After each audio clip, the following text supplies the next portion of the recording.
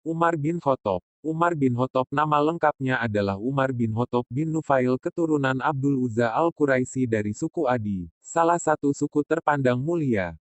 Umar dilahirkan di Mekah 4 tahun sebelum kelahiran Nabi Muhammad. Ia adalah seorang berbudi luhur, fasih dan adil serta pemberani.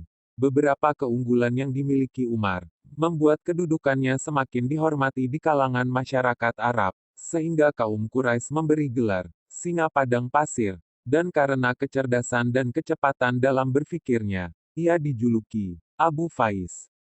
Itulah sebabnya pada saat-saat awal penyiaran Islam, Rasulullah SAW berdoa kepada Allah, Allahumma aizzul Islam bi Umaraini. Artinya, Ya Allah, kuatkanlah agama Islam dengan salah satu dari dua Umar. Yang dimaksud dua Umar oleh Rasulullah SAW adalah Umar bin Khattab dan Amru bin Hisham, nama asli Abu Jahal.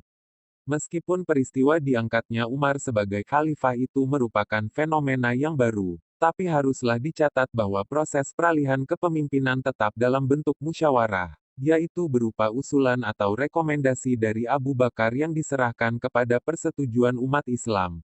Untuk menjajaki pendapat umum, Khalifah Abu Bakar melakukan serangkaian konsultasi terlebih dahulu dengan beberapa sahabat, antara lain Abdurrahman bin Auf dan Utsman bin Affan.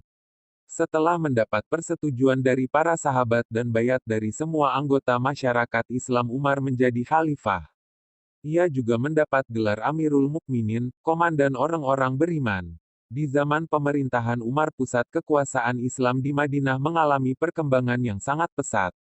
Khalifah Umar telah berhasil membuat dasar-dasar bagi suatu pemerintahan yang handal untuk melayani tuntunan masyarakat baru yang terus berkembang.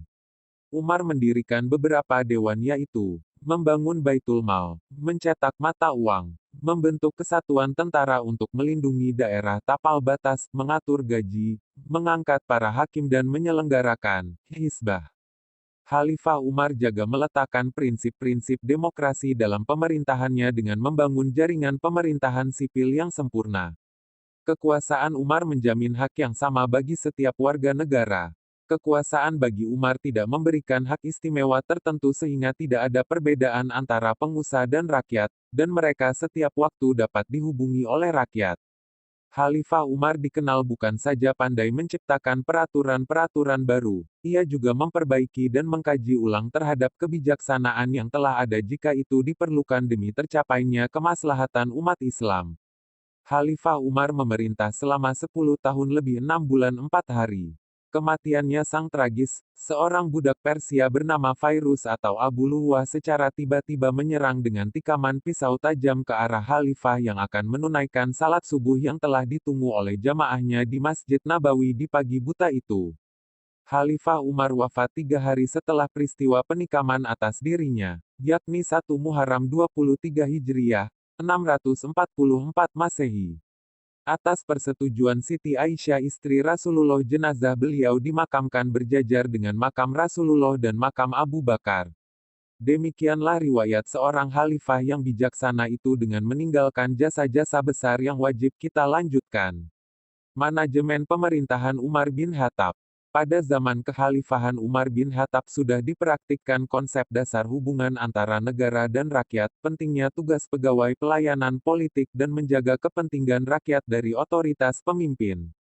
Umar melakukan pemisahan antara kekuasaan peradilan dengan kekuasaan eksekutif. Beliau memilih hakim dalam sistem peradilan yang independen guna memutuskan persoalan masyarakat.